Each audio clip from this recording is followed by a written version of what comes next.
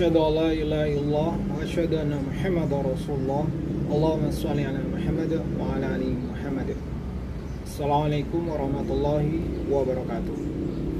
Kita bertemu lagi di serial Great Writing Genetics yang membahas tentang rahasia-rahasia tulisan-tulisannya yang menginspirasi. Di seri kali ini atau seri yang kedua ini saya akan bertutur tentang sebuah novel yang ditulis oleh Paulo Coelho berjudul The Alchemist. Bocah itu bernama Santiago. Di petang yang menjelang, Santiago sudah tiba di sebuah gereja tua dengan sebuah pohon sikamor yang tinggi. Atap gereja ini sudah hampir runtuh dan pagarnya juga sudah mulai rusak. Santiago pun mengarahkan domba-dombanya untuk memasuki sebuah pagar yang rusak dan kemudian menutupnya kembali agar domba-domba yang ia gembalakan tidak berkeliaran di malam hari.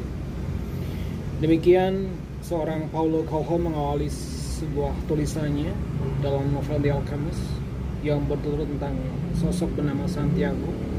Cerita kemudian berlanjut dengan foreshadowing, impian Santiago yang terus berulang yang mengarahkan agar Santiago pergi ke sebuah tempat di Mesir untuk menemukan sebuah harta karun.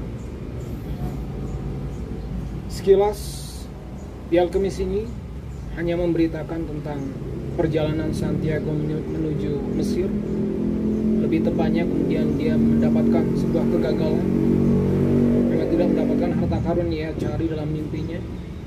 Namun di balik perjalanan yang jauh dan melelahkan, seorang Paulo Coelho ingin menyampaikan sebuah pesan yang tersirat, pesan penuh makna, pesan penuh kebijaksanaan, bahwa pada akhirnya harta karun yang ingin diperoleh oleh Santiago ini sebenarnya adalah rangkaian perjalanan ketika Santiago menjadi seorang gembala, mendapatkan dia kehabisan bekal, ditipu oleh pedagang, bahkan dipukuli oleh orang-orang gurun, hingga bertemu dengan seorang wanita cantik bernama Fatima, dan terakhir bertemu dengan tokoh kunci sang alkemis.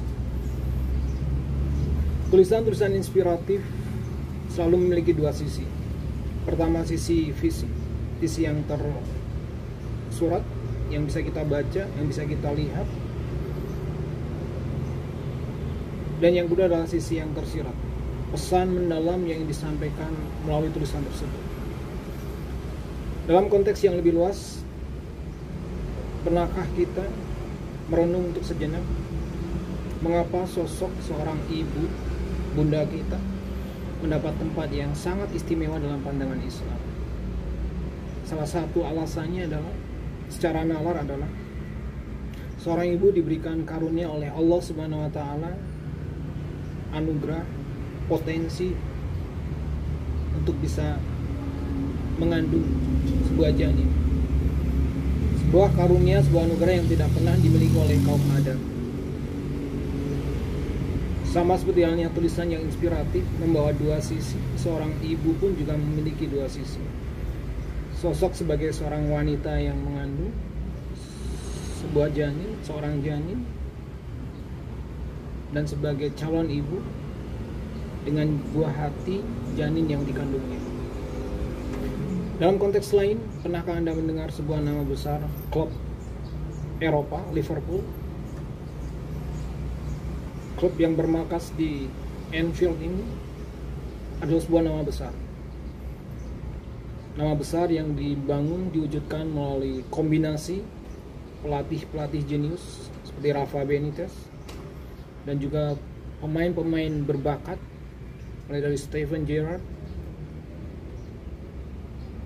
hingga kemudian juga termasuk dalamnya sekarang terakhir adalah Mohamed Salah. Namun yang membuat Liverpool menjadi sebuah nama besar sebenarnya yang pertama, selain kombinasi dari para pelatih, pemain, dan juga loyalitas fans, yang membuat Liverpool begitu menjadi sebuah nama besar dan bahkan ditakuti adalah spirit You Will Never Walk Alone, sebuah lagu yang diciptakan oleh Gary and the Pacemakers yang menjadi slogan, menjadi rhythm, menjadi semangat spirit tim yang berjuluk The Reds ini. Mari kita simak liriknya. Walk on through the wind, walk on through the rain. Berjalanlah dalam busan angin, berjalanlah di bawah rintikan hujan. Tug your dreams, be tossed and blown. Terus raih cita-citamu, terus kejar impianmu. Walk on with hope in your heart. Terus berjalan dengan sebuah harapan di hatimu, and you will never walk alone. Dan kamu tidak akan pernah berjalan sendirian. Tim manapun, kesebelasan manapun yang bertandang ke Anfield, mereka akan berhadapan dengan dua kekuatan sekaligus. Pertama, kekuatan para pemain Liverpool, dan yang kedua adalah kekuatan spirit yang menaungi, yang menggema di seluruh titik spot di Stadion Anfield. Tidak berlebihan jika kebanyakan tim-tim yang bertandang di Anfield menganggap markas ini sebagai sebuah neraka. Dan dari situlah tulisan inspiratif bermula, dan dari situlah nama besar sebuah tim bermula.